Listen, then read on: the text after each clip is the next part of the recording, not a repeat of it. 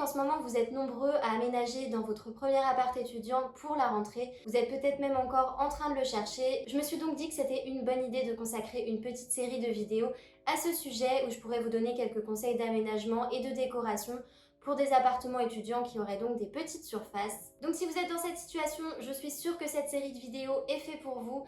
Pour l'avoir vécu aussi il y a quelques années déjà, je sais que c'est une période qui n'est pas forcément très facile. Je suis aussi passée par là. Après, pour ma part, j'ai quand même eu la chance de trouver assez facilement mes apparts étudiants. Mais je sais que c'est parfois une grande galère, surtout si vous aménagez dans une ville étudiante qui est assez chère. En général, on est un petit peu déçu quand on voit les apparts qu'on peut se permettre. Alors bien sûr, c'est pas forcément l'appart de votre vie, mais c'est quand même important de se sentir bien chez soi et de créer un espace qui est vraiment propice à étudier, mais aussi bien sûr à recevoir ses amis.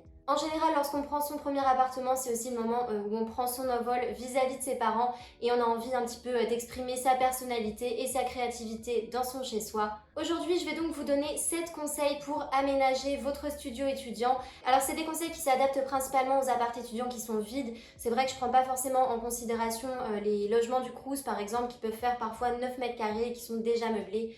Mais n'hésitez pas à prendre quelques-uns de ces conseils et à les adapter à votre lifestyle. Vous allez voir qu'avec de petits moyens et une petite surface, c'est tout à fait possible de se créer une atmosphère hyper sympa où vous vous sentirez trop bien chez vous.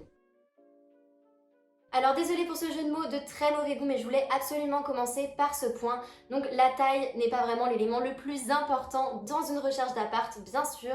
Il faut vraiment savoir faire la différence entre la superficie d'un appartement et l'impression d'espace qu'on a en y entrant. La configuration d'un appartement est vraiment très important et vous verrez lorsque vous ferez vos premières visites que parfois il y a des appartements qui peuvent faire 40 mètres carrés et que vous avez une espèce de sensation d'écrasement.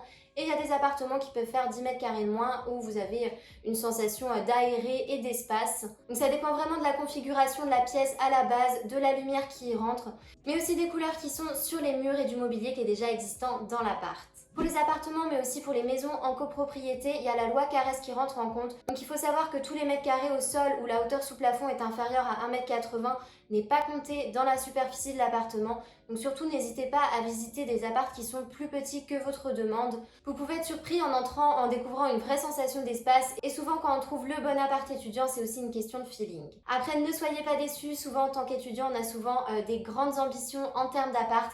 Et on se retrouve très rapidement confronté à la réalité du marché immobilier. Mon deuxième point, c'est vraiment de réfléchir à l'usage que vous allez avoir de votre appartement. Tous les étudiants n'ont pas forcément le même lifestyle et c'est vraiment important d'aménager son appart en fonction de ses besoins. Donc posez-vous les bonnes questions. Est-ce que par exemple vous prévoyez de rentrer chez vos parents le week-end? Dans ce cas, vous n'aurez pas forcément besoin d'avoir une grande salle de bain ou mettre une machine à laver. Le type d'études que vous faites, c'est aussi quelque chose à prendre en compte puisque par exemple si vous faites des études artistiques, vous allez avoir besoin d'avoir beaucoup de place pour vous étaler et faire vos créations. Ou si à l'inverse vous faites une école ou une fac où c'est principalement sur ordinateur, vous allez peut-être pas forcément avoir besoin d'un grand espace pour le bureau. Ce que je peux vous conseiller aussi dans un appart étudiant, c'est d'essayer de créer des zones distinctes pour essayer vraiment de formaliser et de cadrer les choses, notamment si vous avez par exemple du mal à vous mettre à travailler ou si à l'inverse vous avez tendance à vous acharner au travail et que vous avez besoin de créer une limite entre les études et la vie perso. Pour ça, essayez de faire attention aux cloisons qui occultent la lumière et optez plutôt pour des solutions modulables. Donc ça peut être par exemple une espèce de grand rideau qui serait suspendu sur un rail au plafond.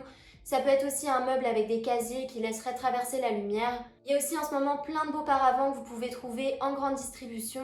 Et aussi si vous êtes un petit peu manuel, vous pouvez aussi vous lancer dans la construction d'une petite cloison en tasseau. C'est quand même assez facile à construire et ça demande peu de moyens. Donc toutes ces options-là, c'est vraiment des solutions qui permettent de garder la lumière dans l'intégralité de la pièce et qui sont quand même assez économes. Mon troisième point, ce serait de ne pas négliger les couleurs. Donc bien sûr, avant de faire quoi que ce soit en termes de peinture sur vos murs, je vous conseille quand même de demander à votre propriétaire. Après, si c'est simplement repeindre les murs dans un blanc un peu plus vif et moderne pour apporter de la lumière et une touche de frais dans l'appart, je suis pas sûre que votre propriétaire va refuser. D'ailleurs, je connais même plusieurs personnes qui ont proposé à leur propriétaire de faire ce type de travaux chez eux et qui en échange ont pu économiser un mois de loyer. Donc pourquoi pas, ça peut être un petit axe de négociation sympa. Si vous souhaitez mettre de la couleur dans un petit espace, je vous conseille quand même d'opter pour des tonalités qui sont faciles à repeindre. Donc ça peut être par exemple des teintes pastel qui vont à la fois apporter de la lumière. Alors vous pouvez les appliquer sur les murs qui sont perpendiculaires aux fenêtres pour que la couleur réfléchisse bien dans l'intérieur. Et en général, c'est des couleurs qui apportent de la fraîcheur et de la personnalité à un espace. En revanche, honnêtement, je vous conseille d'éviter les couleurs vives et les couleurs foncées qui déjà requièrent un petit peu plus de savoir-faire en termes de peinture, mais qui sont aussi beaucoup plus difficiles à repeindre. Et si vous souhaitez récupérer votre caution, je vous conseille dans un premier temps d'oublier ça. Mon quatrième point, ce serait de soigner l'éclairage. Alors bien sûr, c'est quand même beaucoup mieux d'avoir de l'éclairage naturel qui rentre dans l'intérieur de votre appart. Donc pour ça, vous allez éviter d'obstruer les fenêtres avec des plantes, des rideaux. Mais ce qui peut être aussi sympa à travailler, ce sont les lumières artificielles. Donc tout d'abord, je vous conseille de soigner la lumière que vous avez au niveau du plafonnier. Ça coûte pas grand chose quand même de changer une ampoule. Pour la petite anecdote, quand j'ai aménagé dans mon premier appart, j'avais acheté des ampoules à filament parce que ça coûtait pas cher du tout. Et au final, j'ai dû les changer, il me semble, tous les 3 mois. Donc ce que je vous conseille plutôt, c'est d'investir directement dans des ampoules à LED qui seront bien plus durables. En termes de couleur de lumière, je vous conseille de choisir quelque chose de neutre qui sera ni trop chaud ni trop froid, donc qui ressemble le plus à de la lumière naturelle. Je vous conseille aussi de multiplier les sources de lumière, de ne pas avoir forcément que la lumière en haut du plafond, mais peut-être d'avoir une lumière au niveau du salon ou de votre espace de nuit sur lequel vous allez pouvoir jouer sur une couleur un petit peu plus chaude. Ça permettra d'apporter de la chaleur et aussi de délimiter un petit peu les espaces de la journée lorsque vous êtes chez vous en train de travailler ou lorsque vous pouvez vous détendre tranquillement devant la télé. Pour les lumières de bureau, je vous conseille plutôt d'opter pour des lumières assez blanches et le mieux c'est de choisir un luminaire qui va pouvoir être réglable en termes d'intensité, comme ça vous pourrez adapter aux différents moments de la journée. Il y a une astuce aussi qui est assez pratique et peu onéreuse, c'est que vous pouvez jouer avec les lumières. Ça va permettre bien sûr de refléter la lumière extérieure, mais ça vous permettra aussi de gagner un petit peu en facture d'électricité. La cinquième chose à laquelle il faut faire attention lorsque vous aménagez dans un appart étudiant et surtout quand vous achetez vos premiers meubles, c'est de faire attention aux proportions des meubles que vous intégrez dans votre intérieur. Pour augmenter la sensation d'espace dans une pièce, je vous conseille plutôt de miser sur des meubles qui sont bas et qui vont pas trop obstruer la vision dans l'espace. Ça permet vraiment de laisser le regard porter et aussi de laisser circuler les énergies chez soi. Je vous conseille de laisser tomber tout ce qui est bibliothèque très haute qui vont prendre tout un pan de mur. En revanche, ce qui peut être sympa et que vous pouvez vous permettre si vous avez quand même suffisamment d'espace, c'est de délimiter par exemple le coin nuit où là vous jouez sur des meubles qui sont un peu plus hauts. Comme par exemple sur ce visuel où en fait la personne a posé des étagères très proches du plafond. Ça permet de délimiter l'espace nuit mais aussi de créer une zone de rangement. Et d'une manière générale, évitez aussi tout ce qui est meubles sans porte, donc toutes les bibliothèques, les étagères, les commodes, tout ce que vous voulez qui sont entièrement ouverts. Je trouve que ça crée énormément de stress visuel, surtout si vous rangez une multitude d'objets de différentes couleurs. Alors bien sûr c'est quand même plus facile à trouver et c'est moins cher, mais ça crée vraiment une sensation d'étouffement dans une petite surface.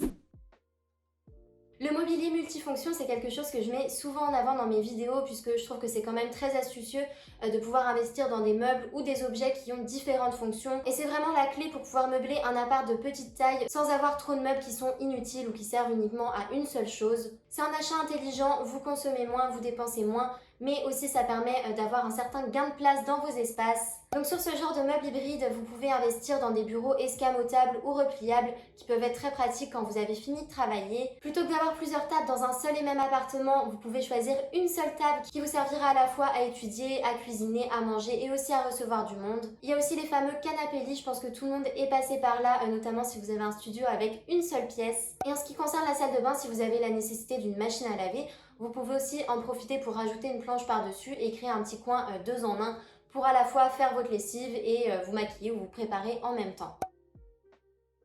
Mon septième et dernier conseil, ce serait tout de même de faire attention à votre budget. Comme je vous disais en début de vidéo, ce ne sera pas l'appart de votre vie, je suis désolée de vous l'annoncer, mais voilà, je vous conseille de ne pas y dépenser une fortune. Vous allez vous rendre compte que la vie étudiante, c'est un petit peu plus coûteux que ce qu'on imagine, alors c'est un petit peu dommage d'investir dans trop de mobilier que vous ne pourrez pas garder à long terme. Souvent, nos goûts et nos besoins évoluent et notre lifestyle a tendance à changer avec le temps. Donc les meubles que vous aimez et qui vous conviennent aujourd'hui seront pas forcément ceux que vous aurez envie d'avoir dans votre appart dans 5 ans ou 10 ans. Souvent, quand on est étudiant, on a tendance à être assez réactif et mobile.